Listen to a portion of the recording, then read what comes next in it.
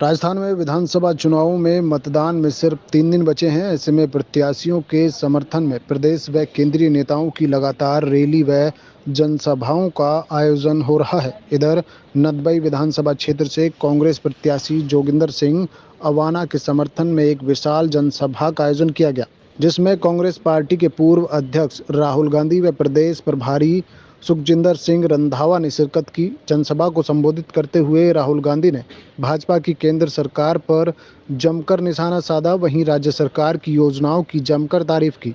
उन्होंने जनसभा में आए लोगों से नदबई विधानसभा सीट से चुनाव लड़ रहे जोगिंदर सिंह अवाना को समर्थन एवं मत देने की अपील की।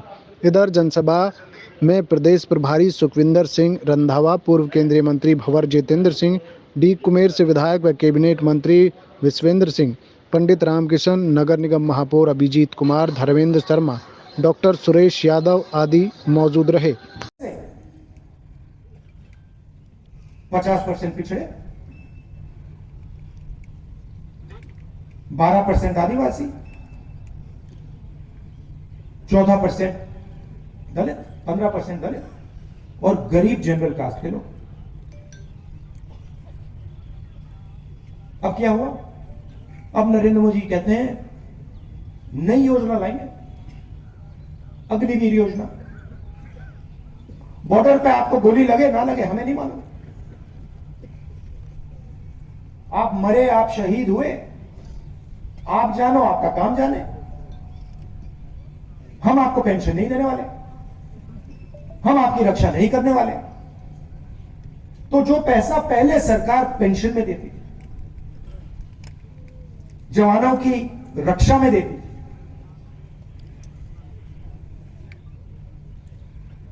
वो पूरा का पूरा पैसा नरेंद्र मोदी जी ने अदानी जी को देना शुरू कर दिया। अदानी जी जो हथियार खरीदना चाहते हैं खरीद सकते हैं। इजराइल से, अमेरिका से, रूस से जो भी हथियार खरीदवाने हैं अदानी जी खरीदते हैं।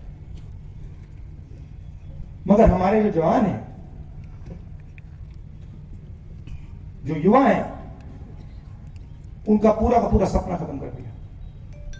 ऐसे आपके हैं, हमारी सरकार आएगी, मैंने जाति जनगणना की बात की। पहला काम यहां पे जाति जनगणना का होगा। नेशनल लेवल पे हम आएंगे, जाति जनगणना हम पूरे देश में करेंगे और पिछड़ों की आबादी, जितनी आबादी है उतनी भागीदारी हम पिछड़ों को देंगे, दलितों को देंगे, आदिवासियों को देंगे, गरीब जनरल कास्ट के लोगों को देंगे। ये दो हिंदुस्तान हमें नहीं चाहिए। हम मानने को तैयार नहीं कि दो हिंदुस्तान बने, एक अदानी वाला, उसमें हवाई जहाज में लोग उड़े, 24 घंटा मौज करें, और दूसरी तरफ सच्चा हिंदुस्तान, भारत माता अपना खून पसीना दे, 24 घंटा अपना खून पसीना दे और उसको कोई फायदा ना मिले। ऐसा हिंदुस्तान नहीं चाहिए। इसको बदलने का एक बहुत बड़ा कदम, ऐतिहासिक कदम, क्रांतिकारी कदम जाति जनगणना है। मैं आपको बता रहा हूं, जाति जनगणना के बाद हिंदुस्तान बदल जाएगा, बदल जाएगा। क्योंकि पिछड़ों को, दलितों को, आदिवासियों को, गरीब जनरल कास्ट के लोगों को पता लग जाएगा उनकी शक्ति कितनी है। आपकी शक्ति के सामने अदानी नहीं खड़ा हो सकता, मगर आपकी शक्ति के बारे में आपको बताया नहीं जाता। यह सवाल मैंने नरेंद्र मोदी के सामने पूछा पार्लियामेंट हाउस में, और मैंने साफ कहा कि नरेंद्र मोदी जी, जहां भी आप जाते हो, आप अपने आप को ओबीसी कहते हो। ओबीसी शब्द से आपने चुनाव जीत लिया। 12,000 करोड़ का हवाई जहाज है, उसमें आप घूमते हो, विदेश जाते हो, हर रोज नया कपड़ा पहनते हो, 12 करोड़ की गाड़ी में घूमते हो। ओबीसी शब्द का आपने फायदा तो उठाया, मगर हिंदुस्तान के ओबीसी को यह भी बता दो उनकी शक्ति कितनी है, आबादी कितनी है। नरेंद्र मोदी बिल्कुल चुप हो गए। एक शब्द नहीं बोले, 2 घंटे का भाषण किया उसके बाद, मगर जाति जनगणना में नरेंद्र मोदी जी ने एक शब्द नहीं बोला। उसके बाद उनके भाषण बदल जाते हैं। भाषण में कहते हैं, भाइयों और बहनों, हिंदुस्तान में एक ही जात है, वो है गरीब। अच्छा, अगर हिंदुस्तान में एक ही जात है, गरीब, तो आप ओबीसी कैसे? आपके लिए स्पेशल जात, आप हो ओबीसी, और देश के बाकी पिछड़े वो गरीब, दलित गरीब, आदिवासी गरीब। तो मेरा एक और सवाल, अगर देश में एक ही जात है, गरीब, तो अमीर कौन है? सबसे पहले हमारी जो माताएं बहनें हैं, हर परिवार में एक महिला को राजस्थान की सरकार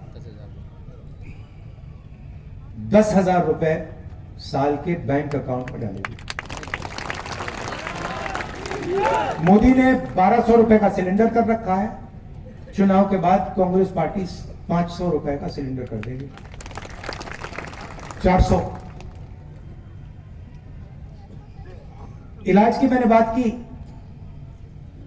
आज 25 लाख रुपए तक का इलाज होता है, सरकार आने के बाद 50 लाख रुपए तक का इलाज हो जाएगा। अब आप बीजेपी के किसी भी नेता से पूछो, किसी भी नेता से आप पूछो कि भाई अंग्रेजी के बारे में क्या सोचते हो, एकदम आपको कहेंगे देखिए अंग्रेजी नहीं पढ़नी चाहिए, हिंदी में पढ़ाई होनी चाहिए। हमने पूरे राजस्थान में अंग्रेजी स्कूलों का जाल बिछा दिया, और हम चाहते हैं कि राजस्थान का हर बच्चा अंग्रेजी बोले। अब हिंदी में कोई कमी नहीं है। राजस्थान में आपको किसी से बात करनी हो, व्यापार करना हो, मध्य प्रदेश में, दिल्ली में, उत्तर प्रदेश में, हिंदी में कीजिए, बहुत अच्छी भाषा है। मगर अगर आपको कॉल सेंटर में काम करना हो, आईटी का काम करना हो, सुप्रीम कोर्ट में जज बनना हो,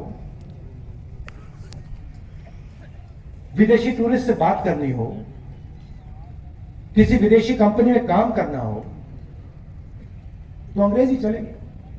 तूफान आता है, ओला गिरता है, उन 16 कंपनियों से किसान अपना पैसा मांगता है, फोन लगाता है, ईमेल भेजता है, कोई जवाब नहीं मिलता।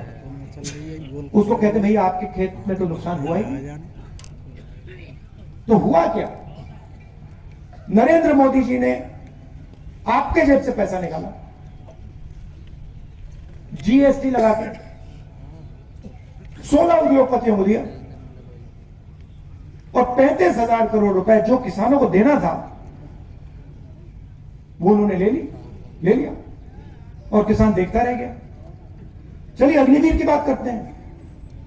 35,000 करोड़ रुपए सरकार देती है। पैसा कहां से आता है? आपके जेब से आता है, जीएसटी से आता है। आपने ये सफेद शर्ट पहनी है, जितना पैसा आपने जीएसटी में दिया, उतना ही पैसा